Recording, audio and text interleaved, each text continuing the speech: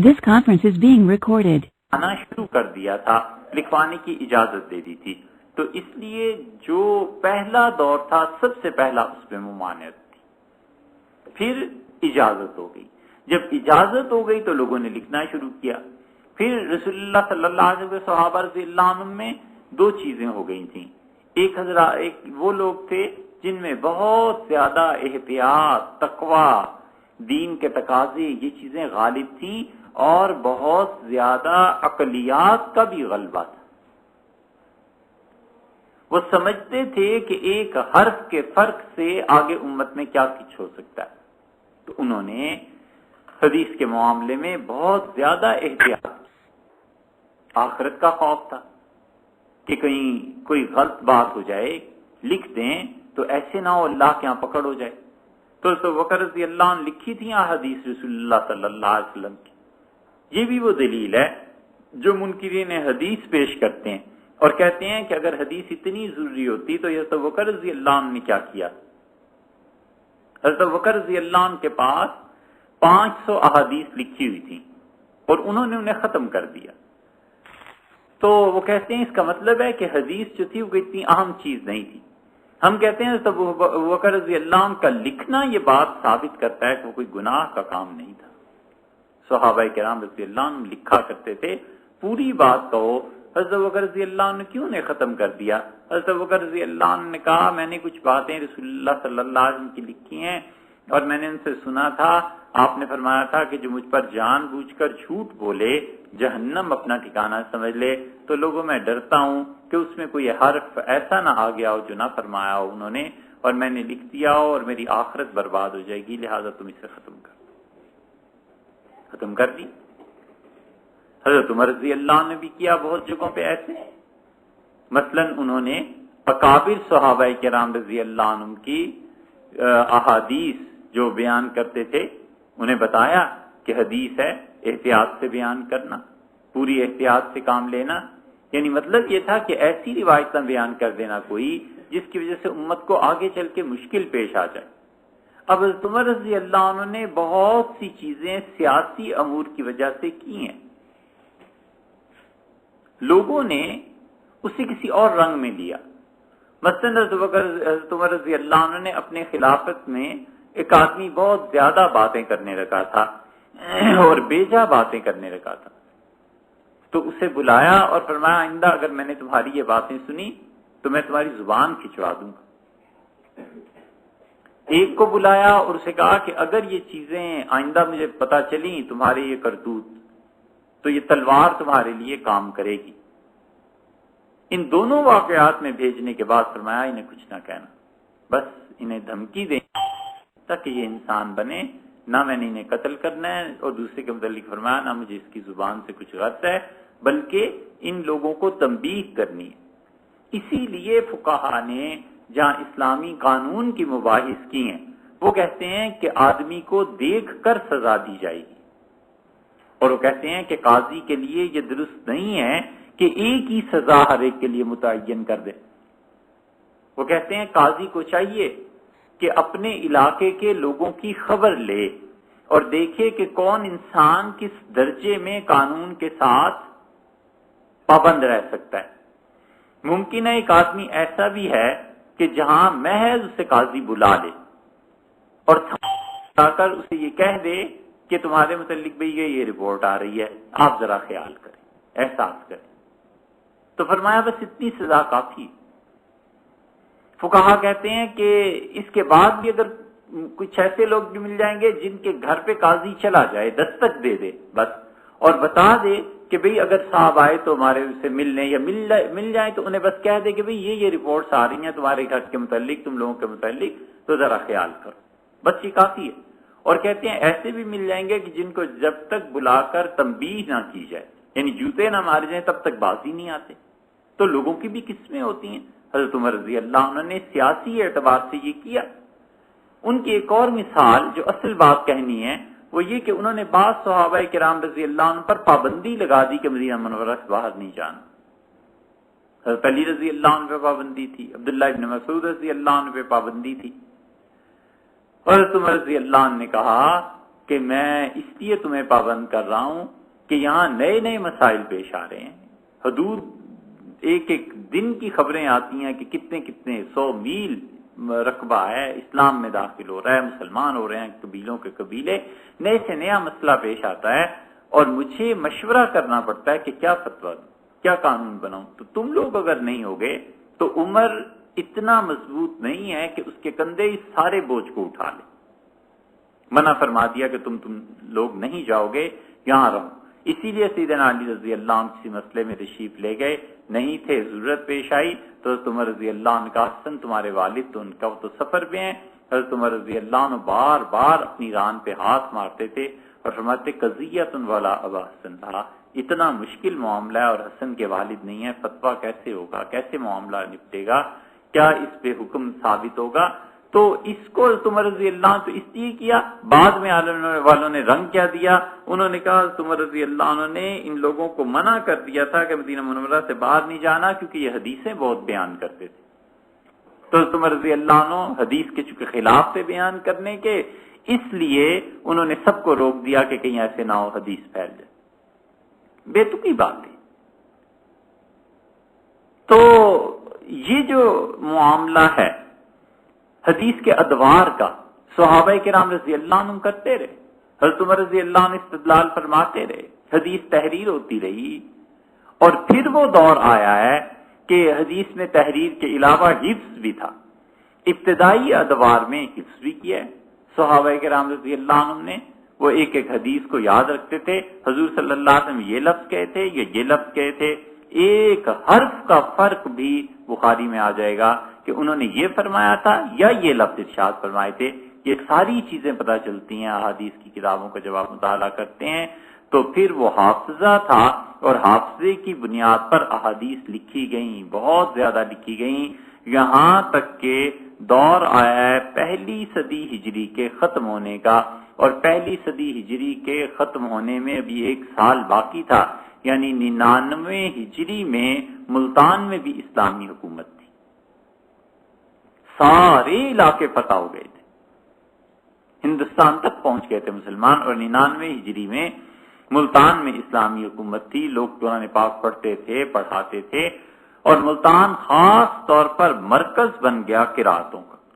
اور جتنے بھی بر صغیر میں قرات کی اشاعت ہوئی ہے یہ ملتان سے ہوئی, اور ملتان میں لاہور میں بڑے بڑے محدثین آ کر ٹھہرے اور علم کا مرکز بن گیا. قرات کا ذکر آیا ہے تو ایک غلطی پچھلی مرتبہ ہو گئی, ایک لفظ کی تھی لیکن وہ لفظ صحیح کر لینا چاہیے. ہم نے کہا تھا کہ قرات جو ہے وہ رسم الخط کے تابع ہے, یہ بات نہیں تھی. وقف رسم الخط کے تابع ہے یہ کہنا تھا. وہ جو قرات کا لفظ ہے اس کی بجائے یہ سمجھ یہ صحیح بات یہ کہنی تھی, وہ زبان سے نکل گئی, لیکن صحیح بات یہ کہنی تھی کہ وقف جو ہے نا قرآن کا وہ رسم الخط کے تابع ہے. قرات بنیادی طور پہ 4 علوم کا نام ہے. یہ 4 علم کسی کو آتے ہوں تو وہ قاری ہے, اور چاروں میں سے اگر ایک علم بھی اسے نہیں آتا تو اسے قاری کہنے کا یا کہلانے کا حق نہیں بنتا.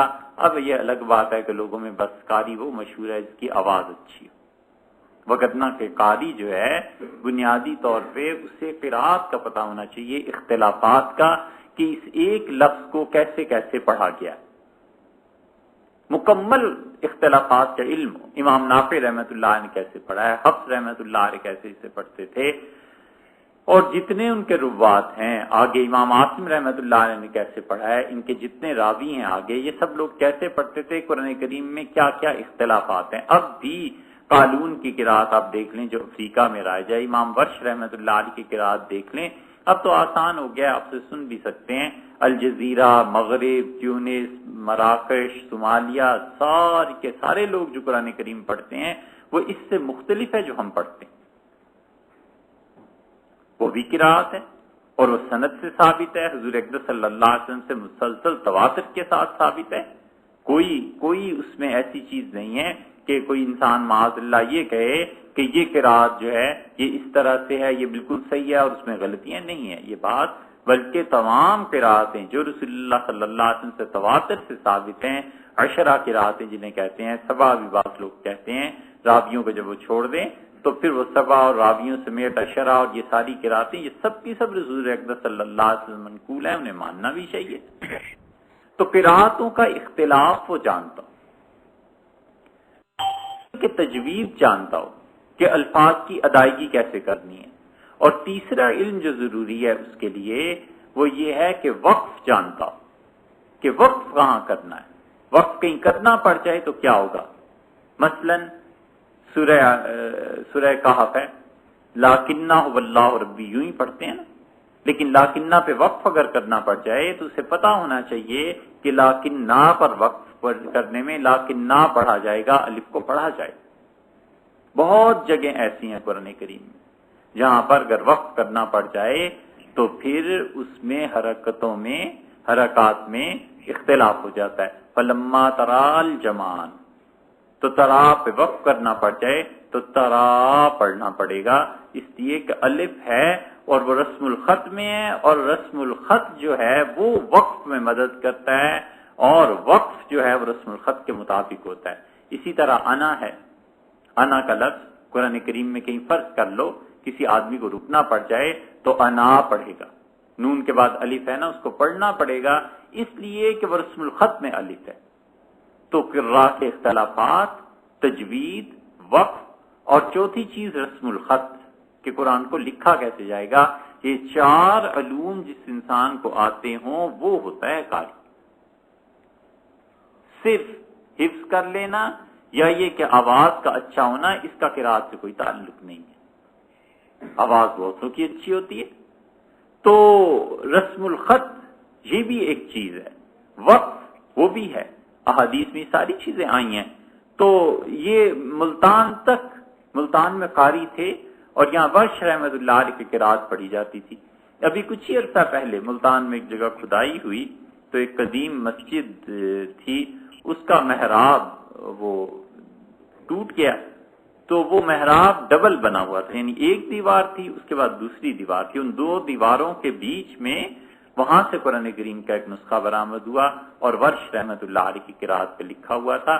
یہ بالکل ٹھیک ہے، اس لیے کہ ملتان تو 99 ہجری میں مسلمانوں کی حکومت آ چکی تھی، تو اتنی دور دور تک اسلام جب پھیلا ہے، یہ چیزیں جب ہوئی ہیں تو اس پہ حضرت عمر رضی اللہ عنہ کو احکامات نافذ کرنے تھے، فتوے دینے تھے، سب چیزیں تھیں۔ تو یہاں یہ حدیث کا جو دور آیا ہے حفظ کے بعد، پھر آئی ہے تحریر، اور تحریر میں سب سے بڑا کمال عمر بن عبدالعزیز رحمۃ اللہ علیہ کا۔ پہلی صدی میں تجدید کس نے کی، مجدد کون تھا، اور بغیر کسی تسلق کے یا اس بات کے کہ ہم چونکہ حنفی ہیں یہ کہیں، حقیقت یہ ہے کہ اگر کسی انسان کی تجدید پہ بات پہنچتی ہے تو وہ دو آدمی، ایک عمر بن عبدالعزیز اور ایک امام ابو حنیفہ رحمۃ اللہ علیہ مجمعین، یہ دو آدمی تھے، اور خدا نے پہلی صدی کے آخر پر دوسری صدی کے آغاز میں ان دونوں سے اتنے بڑے کام لیے کہ یہ دین جب تک ہے قیامت تک ان لوگوں کا حصہ ختم نہیں کیا جا سکتا۔ ایک سے کام یہ لیا، عمر بن عبدالعزیز رحمۃ اللہ علیہ سے 2.5 سال تو کل خلافت رہی۔ جو لوگ کہتے ہیں کہ عمر بن عبدالعزیز رحمۃ اللہ کا کارنامہ یہ ہے کہ انہوں نے خلافت راشدہ کی یاد تازہ کر دی، ہم کہتے ہیں پھر اس کے بعد کیا ہوا؟ چلو عمر بن عبدالعزیز رحمۃ اللہ علیہ ایک مرتبہ پھر نظام کو لوٹا کے لے آئے، اس کے بعد ہوا کیا؟ بڑی اچھی بات انہیں لکھی قاسم بن محمد بن ابو بکر نے۔ یہ قاسم جو تھے حضرت ابو بکر رضی اللہ عنہ کے پوتے تھے، اور قاسم بن محمد بہت بڑی شخصیت تھے، اتنے بڑے آدمی تھے کہ مدینہ منورہ میں یہ دو آدمی صبح بیٹھتے تھے مسجد نبوی میں، اور شام تک دوپہر تک جب تک وہ بیٹھتے تھے کسی کی ہمت نہیں تھی کہ فتویٰ دے۔ ایک حضرت عمر رضی اللہ عنہ کے پوتے تھے سالم بن عبداللہ بن عمر، اور دوسرے حضرت بکر رضی اللہ عنہ کے پوتے تھے قاسم بن محمد بن ابو بکر۔ محمد بن ابو بکر جو تھے حضرت عائشہ رضی اللہ عنہ کے بھائی، تو حضرت عائشہ رضی اللہ عنہ نے ان کی تربیت کی تھی۔ تو قاسم اپنی پھوپھی یعنی حضرت عائشہ رضی اللہ عنہ کی باتیں، سارا گھر دیکھا ہوا تھا، یہ چیزیں دیکھی ہوئی تھیں، وہ بیان کرتے تھے۔ عمر بن عبدالعزیز رحمۃ اللہ علیہ نے ایک موقع پہ بنو امیہ سے کہا کہ اگر تم لوگوں نے مجھے خلافت کے معاملے میں تنگ کیا تو تمہیں پتہ ہے ابھی تک وہ شخص زندہ ہے اور میں جا کر خلافت اس کے حوالے کر دوں گا بغیر کسی سے پوچھے. میں مدینہ منورہ جاؤں گا اور قاسم بن محمد بن ابوبکر کو خلیفہ بنا دوں. وہ اس شان کے آدمی تھے. تو قاسم بن محمد بن ابوبکر رضی اللہ عنہ یہ تھے عمر بن عبدالعزیز رحمۃ اللہ علیہ کے لیے بہت بہت یعنی ان کی رہنمائی کرنے والے. خط لکھا عمر بن عبدالعزیز رحمۃ اللہ علیہ نے اور کہا کہ آپ مجھے بتائیں, اور سالم بن عبداللہ بن عمر کو بھی خط لکھا اور انہیں کہا آپ مجھے بتائیں کہ آپ کے دادا نے حکومت کیسے کی, آپ کے والدین کیسے حکومت کرتے تھے رضی اللہ عنہ. تو انہوں نے بڑا اچھا جواب لکھا. انہوں نے کہا کہ عمر اگر تم خلافت راشدہ کے دور کو واپس لے آؤ تو یہ بہت اچھی بات ہے, لیکن تمہیں یہ یاد رکھنا چاہیے کہ اب وہ دور بھی نہیں رہا اور وہ افراد جو عمر کو میسر تھے ایسے آدمی بھی اب نہیں رہے. بات یہ ہے کہ یہ جتنے لوگ کہتے ہیں نا اسلامی نظام, اسلامی حکومت, ہم کہتے ہیں بسم اللہ کل لے آؤ, مگر افراد کہاں سے لاؤ گے؟ آدمی کہاں ہیں جو اس نظام کو سنبھال سکیں, جو اس نظام کی تبدیلی پر کر سکیں؟ ایک تھانے دار اگر چاہے کہ یہاں پر جرم محلے میں ہوتا رہے اور وزیر اعظم صدر پوری مملکت یہ چاہے نہ ہو تو کچھ نہیں ہو سکتا. تھانے دار جو ہے وہ اگر یہ چاہے کہ یہاں پر شراب معاذ اللہ چلتی رہے تو اپنے حلقے میں اس پہ پابندی نہیں لگائے گا. ہاں یہ الگ بات ہے کہ اوپر کے لوگ جو ہیں وہ بیچارے جو بھی کچھ بھی کریں تو افراد نہیں ہے. جب افراد نہیں ہوتے تو نتیجہ اس کا یہ نکلتا ہے کہ پھر انسانوں کو بڑی دقت پیش آتی ہے. اب ہوا یہ کہ عمر بن عبدالعزیز رحمۃ اللہ علیہ خلافت راشدہ واپس لے آئے. اچھا بھائی مان لیا, 2.5 سال پھر کیا ہوا؟ پھر وہی بنو امیہ آ گئے. تو اس لیے تجزیہ اگر حقیقت کے اعتبار سے کریں تو عمر بن عبدالعزیز رحمۃ اللہ علیہ کا سب سے بڑا کارنامہ وہ ہے جس کے لیے اللہ نے انہیں اٹھایا تھا اور جس کے لیے اللہ نے انہیں حکومت کے اسباب اور وسائل دے دیے, اور وہ یہ تھا کہ انہوں نے خط لکھا اور خلیفہ ہونے کی حیثیت سے جتنے بڑے بڑے لوگ تھے انہیں خط لکھا, اور انہوں نے لکھا اس میں بہت مختصر جملے. انہوں نے کہا دیکھو حضور اقدس صلی اللہ علیہ وسلم کے صحابہ کرام رضی اللہ عنہم دنیا سے اٹھتے جا رہے ہیں, چند ایک ہستیاں رہ گئی ہیں, اور جو کچھ تمہارے پاس ہے حدیث کے معاملے میں حضور اقدس صلی اللہ علیہ وسلم نے جو کچھ کیا ہے اسے لکھو اور میرے پاس بھیج. اور اس کے بعد ہوا کیا؟ امام زہری رحمت اللہ علیہ کہتے ہیں پھر تو دفتر کے دفتر, رجسٹر کے رجسٹر لکھ لکھ کے بھیجے گئے عمر بن عبدالعزیز رحمت اللہ علیہ کو. جس کے پاس جو علم تھا اس نے لکھ کے بھیجا. عمر بن عبدالعزیز رحمت اللہ علیہ نے حدیث کو محفوظ کر لیا. یہ اصل تجدیدی کارنامہ ہے. اصل میں تجدید یہ ہے, وگرنہ حکومت کی تجدید وہ اتنا بڑا کارنامہ نہیں ہے, تاریخی ہے چیز, یعنی کوئی اس میں اختلاف بھی کرے تو گنجائش ہے, کوئی ایسی شرعی بات ہے نہیں. مگر ہم سمجھتے ہیں ان کی تجدید یہ تھی کہ انہوں نے حدیث کو باندھ دیا, انہوں نے حدیث کو لکھوا لیا. امت میں اس وقت تابعین تھے, تبع تابعین تھے, یہ سب لوگ تھے. لوگ صحابہ رضی اللہ عنہ سے جا کے پوچھتے تھے, لکھتے تھے, اور پھر عمر بن عبدالعزیز رحمۃ اللہ علیہ کو بھیجتے تھے کہ حضرت فلاں صحابی رضی اللہ عنہ نے یہ فتویٰ دیا ہے, یہ چیز لکھی ہے, یہ چیز لکھی ہے. تو حدیث اس طرح تحریر ہو گئی تھی. اب یہ جو شور میں چاہتے ہیں نا کہ 250 سال کے بعد, 250 سال کے, کون سے 250 سال بھائی؟ حدیث تو بالکل ابتدا میں ہی لکھی گئی تھی. حتیٰ کہ امام مالک رحمت اللہ علیہ کو دیکھیں تو امام مالک رحمت اللہ علیہ پیدا ہوئے 94 ہجری میں. امام ابو حنیفہ رحمت اللہ علیہ ان سے 14 سال پہلے پیدا ہوئے تھے, 80 ہجری میں. امام ابو حنیفہ رحمت اللہ نے احادیث لکھی, اور امام ابو حنیفہ رحمت اللہ علیہ کے شاگرد کہتے ہیں کہ ہم نے حضرت کی احادیث کی کتابیں دیکھی جو انہوں نے تحریر کیا تھا, تو کتابوں کی کتابیں لکھی ہوئی تھیں حدیث پر جو انہوں نے لکھی تھی. تو امام ابو حنیفہ رحمۃ اللہ علیہ کا تو انتقال ہو گیا 150 ہجری میں. یہ گویا رسول اللہ صلی اللہ علیہ وسلم 140 سال بعد. تو 140 سال بعد کیا عمر بن عبدالعزیز رحمت اللہ علیہ نے حدیث لکھوا لی تھی پہلی صدی ہجری کے آخر پر. 100 سال بھی نہیں گزرے اور حکومت کہتی ہے حدیث لکھو, تو یہ 250 سال جھوٹ نہیں تو اور کیا ہے. وہ اب بھی خط چھپا ہوا ہے, تاریخ کی ہر کتاب میں عمر بن عبدالعزیز رحمت اللہ کے دور کا مل جائے گا کہ انہوں نے خط لکھا کہ صحابہ کرام رضی اللہ عنہ اٹھتے جا رہے ہیں, اور علم ختم ہوتا جا رہا ہے، اور قبل اس کے کہ کوئی نہ رہے جس نے رسول اللہ صلی اللہ علیہ وسلم سناؤ مجھے حدیث لکھ کے بھیجو.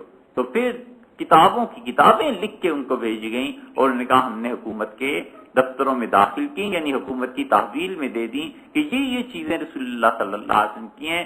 عمر بن عبدالعزیز رحمۃ اللہ علیہ کو ہر درجہ محبت تھی رسول اللہ صلی اللہ علیہ وسلم کے ساتھ. جب مدینہ منورہ سے 10 سال کے گورنر ہونے کے بعد بلائے گئے ہیں واپس، تو وہ ان کے پاس گئے، قاسم بن محمد کے پاس، سالم بن عبداللہ بن عمر رضی اللہ عنہ کے پاس، اور کہنے لگے مجھے صرف آپ لوگوں سے یہ پوچھنا ہے کہ کیا اس شہر سے ہٹایا جا رہا ہوں، کہیں ایسے تو نہیں کہ رسول اللہ صلی اللہ علیہ وسلم فرمایا تھا منافق اس شہر میں نہیں رہ سکے گا، یا یہ کہ اللہ کا فیصلہ ایسے ہی ہے. تو لوگوں نے انہیں یقین دلایا کہ تمہارا نفاق سے تعلق نہیں ہے. حضرت انس ابن مالک رضی اللہ عنہ نماز پڑھی، اور انس رضی اللہ عنہ رسول اللہ صلی اللہ علیہ وسلم کی 9-10 سال خدمت کرتے تھے. اور انہوں نے نماز کے بعد کہا یہ کس نے نماز پڑھائی ہے؟ لوگوں نے کہا عمر عبدالعزیز کا بیٹا، یہ نیا حکمران آیا مدینہ منورہ میں. تو انہوں نے کہا لوگوں میں نے حضور صلی اللہ علیہ وسلم کے بعد کسی کے پیچھے نماز پڑھی ہے، اب جو ان کی نماز سے ملتی جلتی ہو تو اس لڑکے کی نماز، یعنی خلافت راشدہ کے بعد جو نمازیں پڑھی گئیں ان میں لوگ جلدی جلدی پڑھاتے تھے. تو انہوں نے کہا اس کی نماز حضور اقدس صلی اللہ علیہ وسلم تھی.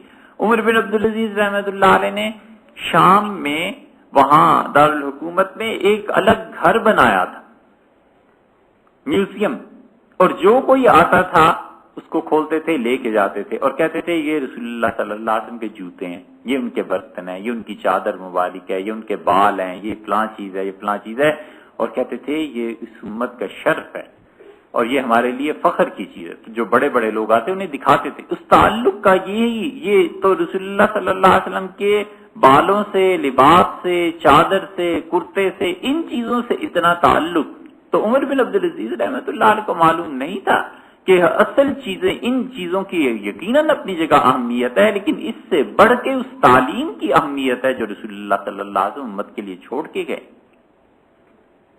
ٹھیک ہے، چادر، لباس، ہر چیز 100,000 بار قدر کرنے کے قابل تھی، لیکن وہ خود جانتے تھے اور سب عقل مند پڑھے لکھے جانتے تھے کہ اس سے کہیں زیادہ امت کو ضرورت ان تعلیمات کی ہے جو رسول اللہ صلی اللہ علیہ وسلم امت کے لیے چھوڑ کر گئے ہیں.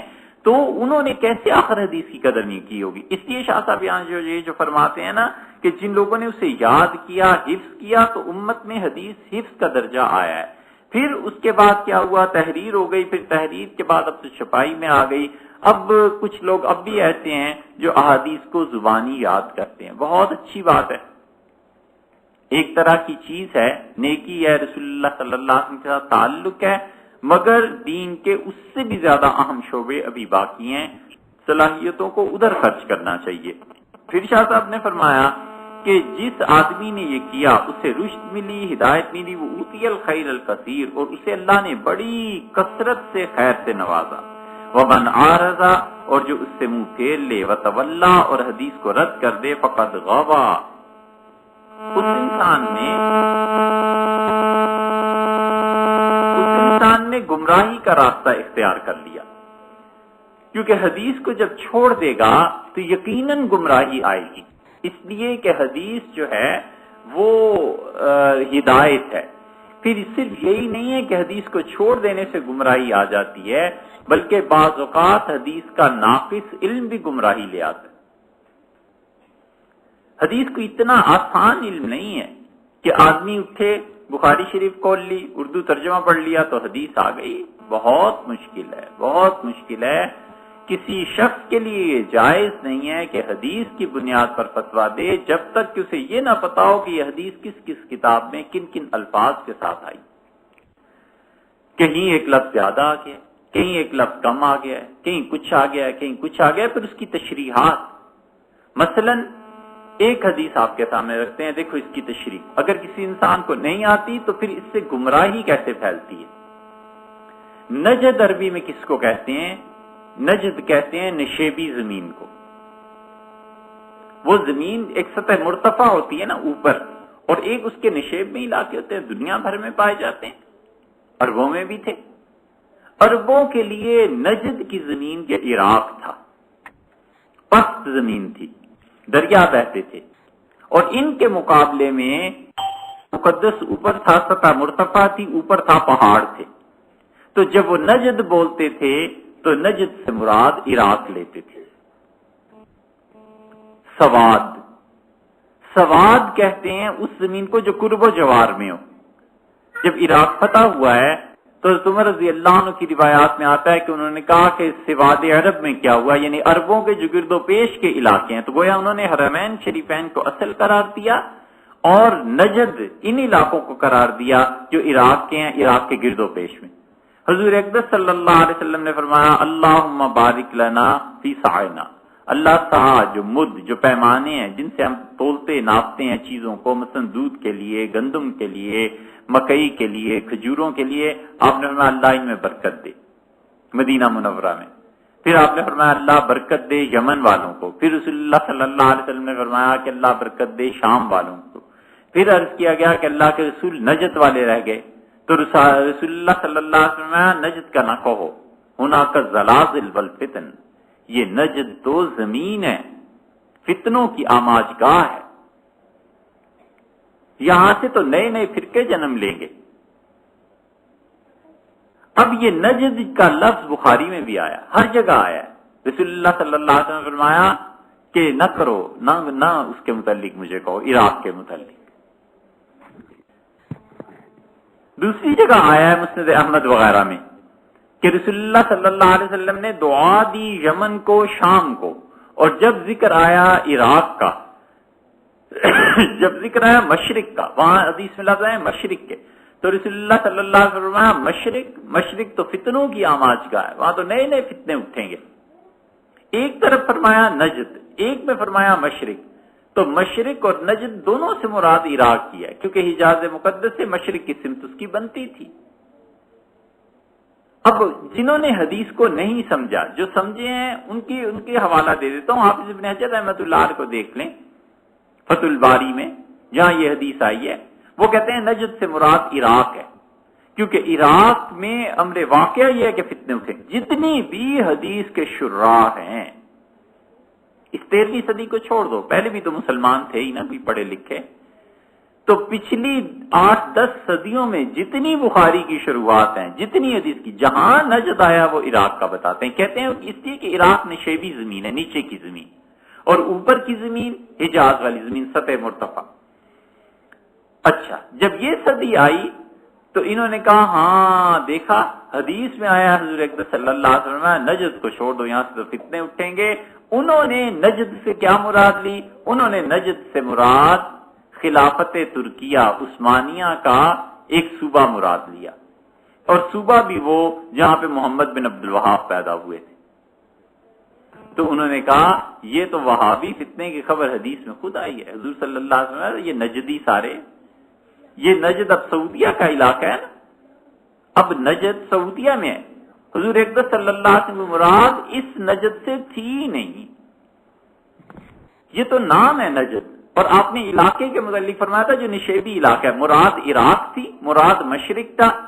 لوگوں نے اس حدیث کو یا تو جان بوجھ کے شرارت کے طور پہ اور یا غلطی سے انہوں نے اس لفظ کو ادھر اطلاق کر دیا، اور انہوں نے کہا یہ جتنے وہابی نجدی ہیں نا، نجد سے اٹھے ہوئے ہیں، نجد کو تو حضور اکرم صلی اللہ علیہ وسلم دعا ہی نہیں دیجیے، وہاں تو فرمایا تھا یہاں تو فتنے پیدا ہوں گے، یہاں تو یہ چیز ہوگی، یہاں تو یہ چیز ہوگی.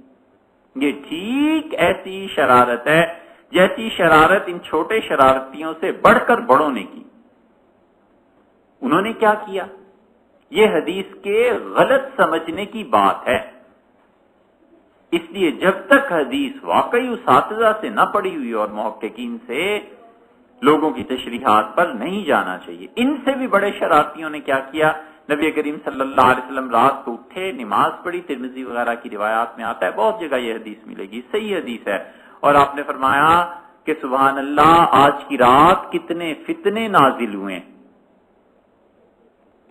کتنی آزمائش کی چیزیں نازل ہوئی ہیں. اور ارشاد فرمایا ان سونے والیوں کو، ان حجرے والیوں کو کوئی جگا دے. یہ جو بڑے شرارتی اٹھے نا، انہوں نے کہا دیکھا حضور اکرم صلی اللہ علیہ وسلم فرمایا ان کو اٹھاؤ، یہ جو حجروں میں سو رہی ہیں میری بیویاں، یعنی ان سے فتنے اٹھیں گے. کتنے فتنے ہیں جو آج رات اترے ہیں اور ان کو اٹھاؤ. اور یہی وہ فتنہ ہے جو سیدنا علی رضی اللہ عنہ کے مقابلے میں عائشہ نکلی تھی, حضور صلی اللہ علیہ وسلم نے پہلے ہی پیشن گوئی کر دی. انہوں نے بھی حدیث سے ہی استدلال کیا ہے, وہ بھی حدیث ہی لاتے ہیں. وہ کہتے ہیں حضور صلی اللہ علیہ وسلم نہیں فرمایا تمہاری فلاں کتاب میں نہیں آیا فلاں. بات کیا ہے؟ بات یہ ہے کہ رسول اللہ صلی اللہ علیہ وسلم رات کو اٹھے اور وہ وقت ایسا ہوگا جب عالم غیب کھلا, پتا چلا امت میں کیا کیا فتنے نازل ہو رہے ہیں. تو اپنے گھر میں ہی تھے نا, فرمایا ان حجرے والیوں کو کوئی جگا دے. یعنی ایسے ایسے بڑے فتنے آئے ہیں, میری بیویاں بھی اٹھے ہیں, اللہ کے لیے نماز پڑھیں, تہجد پڑھیں. بس اتنی بات تھی. ان دونوں فکروں میں یہ ربط نہیں تھا کہ وہ فتنے پیدا کرنے والی یہ عورتیں ہیں, اس کا کوئی تعلق نہیں ہے. حضور صلی اللہ علیہ وسلم ایک چیز منکشف ہوئی اس وقت, بس صبح کی نماز میں دیر سے تشریف لائے, یہاں تک کہ صحابہ رضی اللہ عنہ کہتے ہیں ہم نے سلام پھیرا تو ہم نے دیکھا کہیں سورج تو نہیں طلوع ہو گیا. آپ نے فرمایا تمہیں پتا ہے میں آج دیر سے کیوں ہے؟ ہم نے عرض کیا نہیں. آپ نے فرمایا میں لیٹ گیا تھا, سو گیا تھا, پھر میں نے اللہ تعالیٰ کو خواب میں دیکھا, پھر ایسی چیز دیکھی ایسی چیز دیکھی. تو ایک واقعہ ہوا نا, بتا دیا. نماز میں فرمایا اس لیے مجھے تاخیر ہو گئی. تو ایک وقت ہوتا ہے کسی چیز کے منکشف ہونے کا, کھلنے کا. حضور صلی اللہ علیہ وسلم ایسے وقت آتے تھے, وہ وقت ایسا آ گیا کہ فتنے پتا چلے کہ اس رات کو ایسی ایسی آزمائش کی چیزیں نازل ہو رہی. تو فرمایا ان عورتوں کو کوئی جگا دے, یعنی کوئی ہے یہ اٹھتی نماز پڑھتی اللہ کو یاد کرتی. یہ چیزیں رسول اللہ صلی اللہ علیہ وسلم فرمائی تھی. ان شرارت کرنے والوں نے اسے جوڑ دیا اور انہوں نے کہا دیکھا وہ پہلے ہی بتا دیا تھا کہ جو حجرے والی ہیں نا ان میں فتنے آئیں گے. اور اسی طرح جو دوسرے ان کے چھوٹے آئے انہوں نے بھی یہی کیا کہ نجد کہاں رسول اللہ صلی اللہ علیہ وسلم کی مراد عراق تھی, انہوں نے عراق سے ہٹا کے اسے محمد بن عبد الوہاب پہ لگا دیا. اس سے بحث نہیں ہے کہ محمد بن عبد الوہاب اچھا آدمی تھا برا تھا, نہ ہمارا موضوع ہے نہ ہم اس پہ بات کر رہے ہیں. مگر ہم یہ کہتے ہیں کہ حدیث کو اگر پوری طرح نہ سمجھا جائے تو کہیں کی بات کہاں جا کے جوڑ دیتے ہیں. یہ ایسے ہی ہے جیسے جوزی نے ابن جوزی رحمت اللہ علیہ نے لکھا ہے یا ان کے نواز پوتے نے لکھا ہے. ان میں سے کسی نے لکھا ہے کہ وہ رسول اللہ صلی اللہ علیہ وسلم کی ایک حدیث تھی اور ہمارے زمانے میں ایک صاحب تھے اور وہ جمعے کے بعد بال کٹایا کرتے تھے, حلق کراتے تھے جمعے کی نماز کے بعد. تو کسی نے ان سے پوچھا کہ یہ آپ جمعے کی نماز کے بعد کیوں حلق کراتے ہیں؟ حلق کا مطلب بال منڈوانا. تو ان کا حدیث میں آیا. ان کا کس حدیث میں آیا؟ انہوں نے کہا حدیث میں آیا نہیں کہ رسول اللہ صلی اللہ علیہ وسلم نے جمعے کی نماز سے پہلے حلق سے منع فرمایا. انہوں نے کہا اللہ کے بندے وہ حلق نہیں ہے حلق ہے, اور حلق کہتے ہیں حلقہ بنانے کو, لوگوں کا مل بیٹھنا. تو حضور اقدس صلی اللہ علیہ وسلم نے منع کیا کہ جمعے کی نماز سے پہلے حلقے بنا بنا کر مسجدوں میں بیٹھ جانا, باتیں کرنا. اس سے منع فرمایا کہ اپنے کام کرو, جب میں آیا کروں تو تب آیا کرو تاکہ مسجد میں شور نہ ہو. تو حلقے بنانے سے منع کیا تھا, حلق سے تھوڑا ہی منع کیا تھا. تو انہوں نے کہا اس حدیث کی سمجھ آ جائی ہے. بس اسی طرح یہ نجد کی حدیث جب آ گئی تو اس طرح فتنے کہ یہ نجدی تھے. دیکھا حضور صلی اللہ علیہ وسلم تھا نجد سے فتنہ اٹھے گا, یہ محمد بن عبد الوہاب کا فتنہ ایسے ایسے ایسے.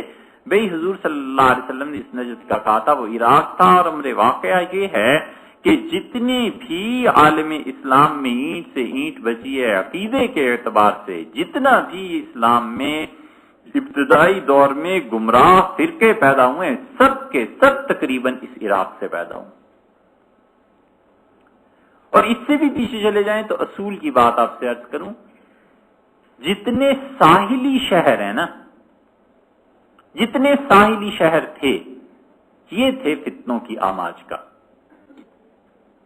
کیونکہ سفر کا سب سے آسان طریقہ بحری سفر تھا. جہاز چلتے تھے, کشتیاں چلتی تھی. اونٹ گھوڑے پہ تو سفر پھر بھی مشکل تھا نا, اس میں تو کشتی میں بیٹھ کے دوسری جگہ پہنچ گئے. تو جتنے فرقے بنتے تھے یہ ان شہروں میں بنتے تھے جہاں پر آ کر جہاز اترتے تھے. ملک ملک کے لوگ آتے تھے, جگہ جگہ کے لوگ آتے تھے, آپس میں آ کے ایک دوسرے سے علمی تبادلہ خیال کرتے تھے. کوئی رائے دیتا تھا, کوئی رائے دیتا تھا.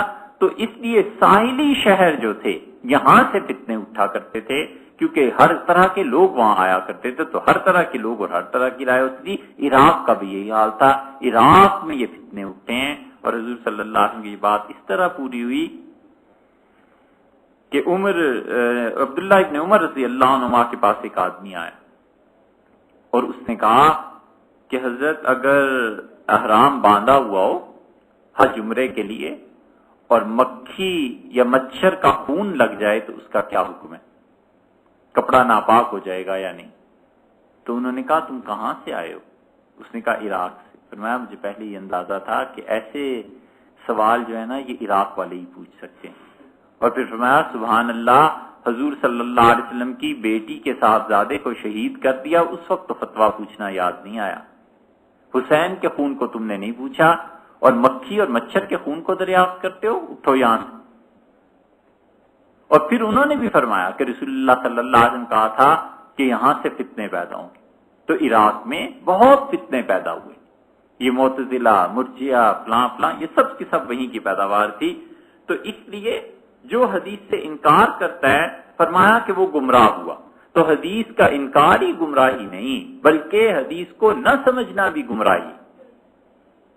محض حدیث سمجھنے کے لیے اپنی عقل کافی نہیں ہے کہ حدیث میں یہ الفاظ آئے ہیں لہذا میں نے اس سے یہ سمجھا ہے اس لیے اس طرح کر لو۔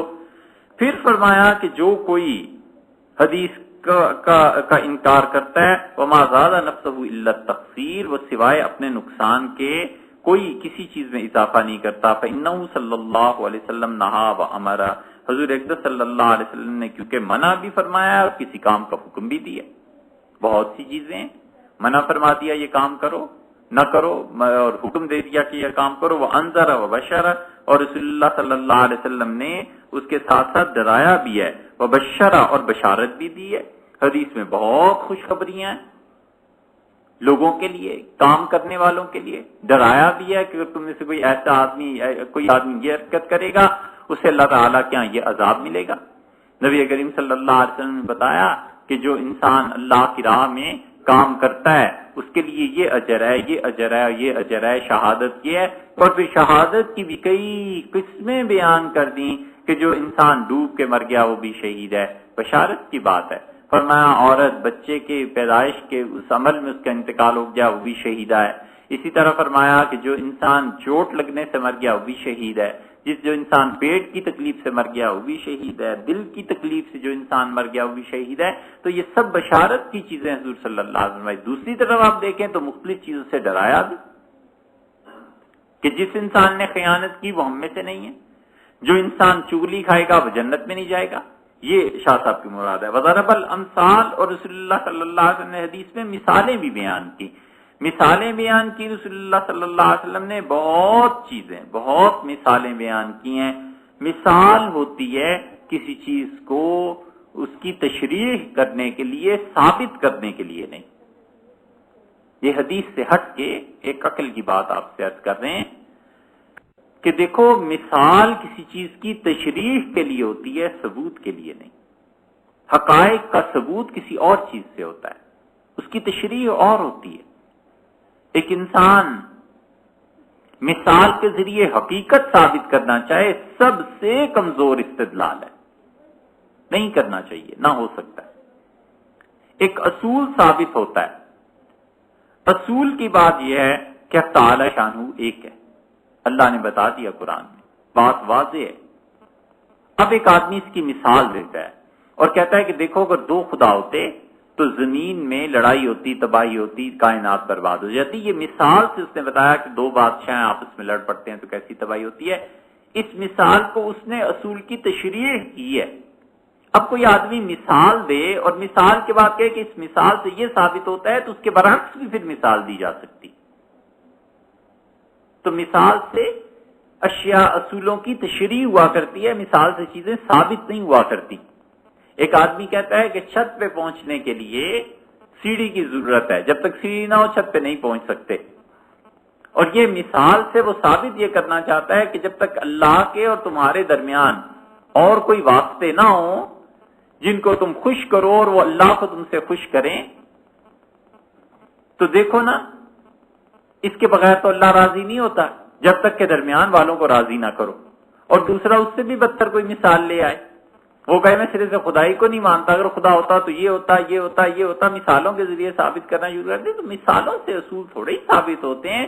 اصول کو ثابت کرنے کے لیے کتاب ہے، سنت ہے، عقل ہے، منطق ہے، فلسفہ ہے، دلائل ہیں، اصول سے ثابت ہوتی ہے بات، پھر اس کے بعد جا کر مثال اس کی تشریح کے لیے ہوتی ہے۔ حضور اقدس صلی اللہ علیہ وسلم نے کئی مثالیں دی ہیں تشریح کے لیے، سمجھانے کے لیے کہ تم اس چیز کو سمجھو۔ پھر فرمایا وذکرہ، اور حضور اقدس صلی اللہ علیہ وسلم نے نصیحت فرمائی ہے، وَإِنَّهَا، اور یہ جو حدیث ہے، لَمِثْلُ الْقُرْآنِ او اکثر، قرآن کریم جتنی ہے یا اس سے بھی بڑھ کر ہے۔ قرآن کریم جتنی ہے کیا مطلب؟ کتنے منٹ ہو؟ قرآن کریم جتنی ہے یا اس سے بڑھ کر ہے؟ اچھا، قرآن جتنی ہے یا اس سے بڑھ کر ہے؟ قرآن جتنی ہے یعنی جتنا قرآن ضخامت میں ہے، 30 پارے ہیں نا، اس طرح احادیث اگر لکھی جائیں تو او اکثر یہ اس سے بھی زیادہ ہے، یعنی اگر جملے دیکھے جائیں تو بہت زیادہ ہے۔ اور پھر دیکھو جس ہستی کے ساتھ اتنی محبت ہو لوگوں کو، بہت چیزیں ہونی چاہیے تھی، ہم تو کہتے ہیں تھوڑی ہیں۔ نبی کریم صلی اللہ علیہ وسلم کے اپنے فرمودات، ارشادات، جتنی بھی چیزیں ہیں چند ہزار سے زیادہ نہیں ہیں۔ جس ہستی کا تھوک اور وضو کا پانی لوگ زمین پہ نہ گرنے دیتے ہوں، ان کی باتیں تو ہزاروں میں ہونی چاہیے تھی، لاکھوں میں ہونی چاہیے تھی، نہیں ہے۔ چند ہزار باتیں ہیں رسول اللہ صلی اللہ علیہ وسلم کی، اس سے زیادہ نہیں ملتی۔ 3000 ہوں گی، 4000 ہوں گی بس۔ وگرنہ صحابی رضی اللہ عنہ کہتے ہیں کہ حضور صلی اللہ علیہ وسلم نے یہ کام کیا، اب اس میں ان کا جملہ کچھ نہیں ہے، ہم خالصتاً ان جملوں کی بات کرتے ہیں۔ مثلا آپ نے فرمایا کہ انما الاعمال بالنیات، اعمال کا دار و مدار نیتوں پر ہے، یہ جملہ ہے نا، ایسے جملے ہزاروں نہیں لاکھوں ہونے چاہیے تھے۔ 23 برس ہیں رسول اللہ صلی اللہ علیہ وسلم کی زندگی کے، پھر ادھر سے 1,00,000 1.5 لاکھ صحابہ رضی اللہ عنہ میں ہزاروں کے حساب سے ہیں، تو یہ جملے کئی ایک ہونے چاہیے تھے، نہیں ہے۔ اس لیے کہ صحابہ کرام رضی اللہ عنہ دنیا میں بکھر گئے تھے، پھر پتہ نہیں چلا کون کہاں گیا۔ وفات سے پہلے جو آخری خطبہ دیا ہے اس میں 1 لاکھ سے یقیناً افراد زیادہ تھے، اور صحابہ رضی اللہ عنہ کے حالات، پورے صحابہ رضی اللہ عنہ کے، حتیٰ کہ اس میں وہ بھی شامل کر لو جن کا صرف نام پتہ ہے، نام کے علاوہ ایک لفظ نہیں پتا، بس یہ پتا ہے فلاں فلاں کا بیٹا تھا اور انہوں نے رسول اللہ صلی اللہ علیہ وسلم کی زیارت کی تھی، بس۔ نہ یہ پتا ہے کہ وہ کہاں گئے، نہ یہ پتا ہے کہ انہوں نے اپنے بعد تعلیم کیا چھوڑی، نہ کچھ بھی نہیں پتا۔ ان کی تعداد بھی 10,000 ہے بس، باقی 90,000 95,000 1 لاکھ لوگ کہاں گئے کچھ پتا نہیں۔ اور یہ بھی وہ ہیں جن کو اس وقت لوگوں نے محفوظ کر لیا، لکھ لیے نام، تو 10,000 بھی پورے نہیں، 9,000 کچھ 100 بنتے ہیں۔ حافظ ابن حجر رحمۃ اللہ نے اس کی تصریح کی ہے، اتنے تھوڑے صحابہ رضی اللہ عنہ، اور پھر ان میں سے بھی آگے جنہوں نے روایات نقل کی ہیں وہ اس سے بھی تھوڑے ہیں، تو حدیث کا وہ سرمایہ جو حقیقت میں ہونا چاہیے تھا وہ تو ہے نہیں۔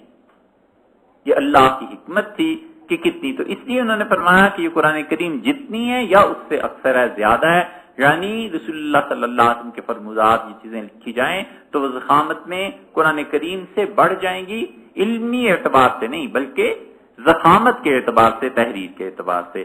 وَإِنَّ هَذَا الْعِلْمَ، اور یہ حدیث کا علم ایسا ہے، لَهُ طبقات، اس کے مختلف طبقے ہیں، مختلف درجے ہیں، وَلِأَصْحَابِهِ فِي مَا بَيْنَهُمْ دَرَجَاتٍ، اور جو لوگ حدیث کو اٹھانے والے ہیں، جو لوگ حدیث کے اہل ہیں، ان کے بھی آپس میں درجے ہیں۔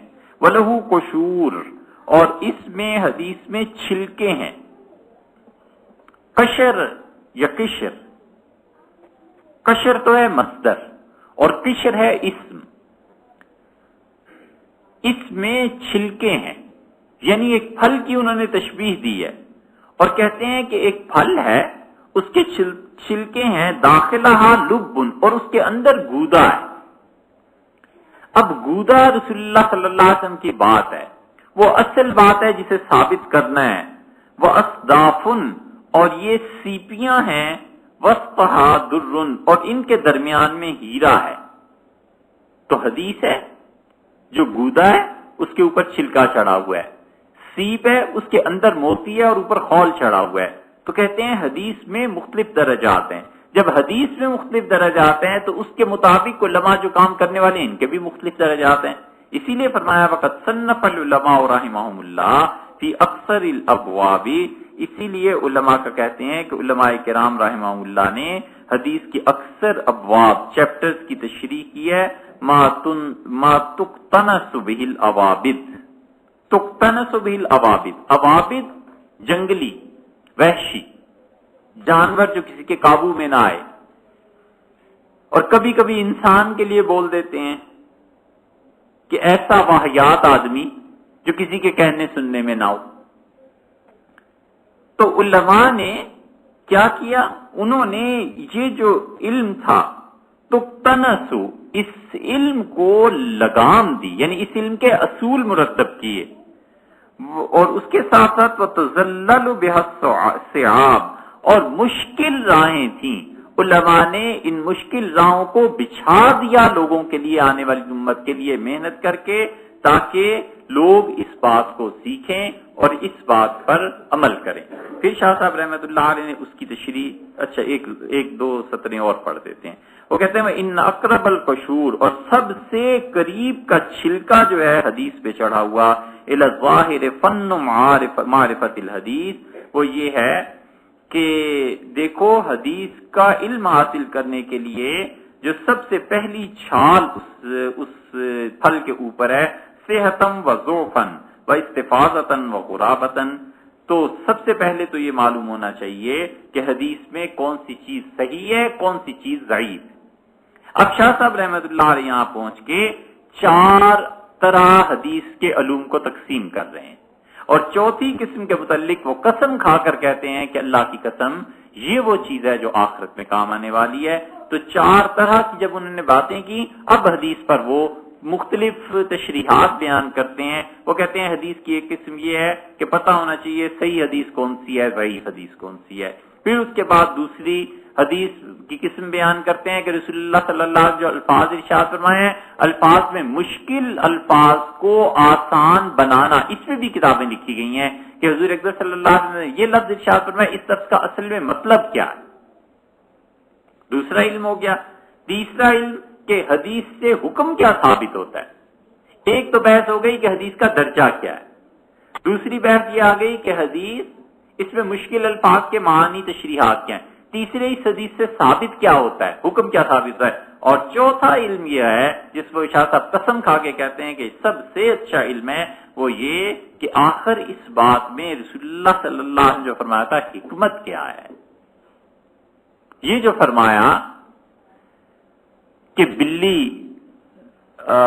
کے متعلق کہ اگر پانی پی لے تو اس سے وضو کرنا جائز ہے یا ناجائز, تو بلی کے بچے ہوئے کو حضور اکبر صلی اللہ علیہ وسلم نے فرما دیا انا طوافین علیکم و طوافات, یہ بلیاں اور بلے تو گھروں میں گھومتے رہتے ہیں, ان سے اتنے کیا کہاں بچا جا سکتا ہے. اور کتا جو پانی پی لے تو 3 مرتبہ صاف کرو اور 7 مرتبہ برتن کو مانجو اور صاف کرو اور دھو ڈالو, اس میں حکمت کیا ہے. شاہ صاحب رحمۃ اللہ علیہ کہتے ہیں یہ ہے چوتھا علم, سب سے پہلا علم حدیث کا کہ پتہ چلے حدیث صحیح ہے, ضعیف ہے, متواتر ہے, کیا ہے کیا نہیں. دوسرے مشکل الفاظ کا ترجمہ پتہ چلنا چاہیے کہ حضور صلی اللہ علیہ وسلم نے جو لفظ ارشاد فرمایا اس کا کیا, وہ کہتے ہیں اس پہ بھی علماء نے کام کیا ہے. تیسرے حدیث سے حکم پتہ چلنا چاہیے کہ کرنا کیا ہے, اور چوتھے حکم کی حکمت پتہ چلنی چاہیے کہ آخر حکم دیا کیوں گیا ہے, علت اس کی کیا ہے. شاہ صاحب کہتے ہیں یہ جو ہے نا اسرار دین کا علم, خدا کی قسم یہ سب سے زیادہ مشکل چیز ہے, اور کسی انسان کو اللہ نے اگر یہ مقام دیا ہے کہ وہ اس کو سمجھ سکے, تو شاہ صاحب کہتے ہیں کہ آخرت کا ذخیرہ یہ ہے کہ دین کی حکمتوں کو سمجھنا چاہیے, پتہ چلنا چاہیے کہ رسول اللہ صلی اللہ علیہ وسلم یہ حکم کیوں دیا ہے. اور اسی موضوع پہ شاہ صاحب رحمۃ اللہ نے یہ پوری حجت اللہ البالغہ لکھی ہے. یہ تو اختصار کے ساتھ چند جملوں میں جو حضرت نے آگے بیان کیا آپ سے عرض کیا, اس کی تشریح انشاءاللہ آئندہ عرض کریں. آئندہ 7:45 بجے ہو, 7:30 نماز ختم ہوتی ہے 7:45. اچھا